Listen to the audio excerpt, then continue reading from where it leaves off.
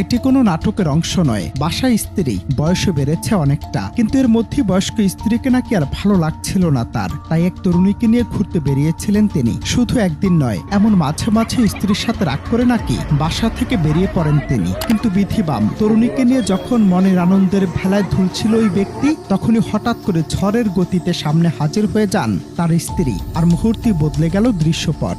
স্বামীর সাথে থাকা তরুণীকে ধরলেন শক্ত করে, আর স্বামীকে উত্তম মধ্যম। শুনতে অবাস্তব মনে হলেও এমনই এক ভিডিও নিয়ে রীতিমতো তোলপাড় নেট দুনিয়া।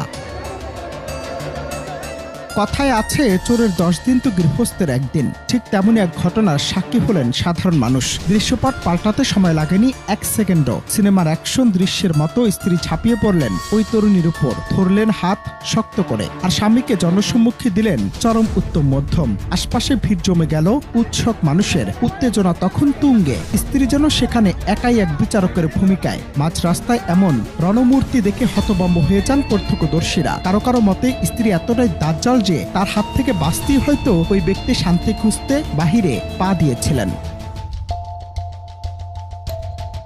সামাজিক মাধ্যমে জহির ইসলাম নামের এক ব্যক্তির পোস্ট করা ওই ভিডিওটি মুহূর্তে ভাইরাল হয়ে যায়। নেটিজেনরা দুই ভাগে বিভক্ত হয়ে পড়েছেন এই ঘটনায়। কেউ বলছেন পরকীয়া কোনোভাবেই সমর্থনযোগ্য নয় এবং স্ত্রী যা করেছেন তাও একদম সঠিক। আবার কেউ কেউ স্বামীর পক্ষে দাঁড়িয়ে বলছেন স্ত্রীর এমন উগ্র স্বভাবের কারণে হয়তো ওই ব্যক্তি ঘর ছেড়ে বাইরে সম্পর্কের টানাপোড়েনে জড়িয়েছেন। এই একটি ভিডিও আমাদের সমাজের অনেকগুলো তিক্ত সত্যকে আবারও সামনে নিয়ে এলো। বিশ্বস্ততার অভাব নাকি সহনশীলতার সংকট? ঠিক কোন কারণে আমাদের চারপাশের সম্পর্কগুলো এমন বিষাক্ত হয়ে উঠেছে? মাঝ রাস্তায় এমন বিচার কি আদৌ সমাধান বয়ে আনে, নাকি সামাজিক অবক্ষয়কে আরো প্রকট করে তোলে? তবে এই ঘটনায় সামাজিক মাধ্যমে ছড়িয়ে পড়া ভিডিওটিতে তরুণীকে বারবার এই ঘটনায় তিনি নির্দোষ বলে দাবি করতে দেখা গেছে।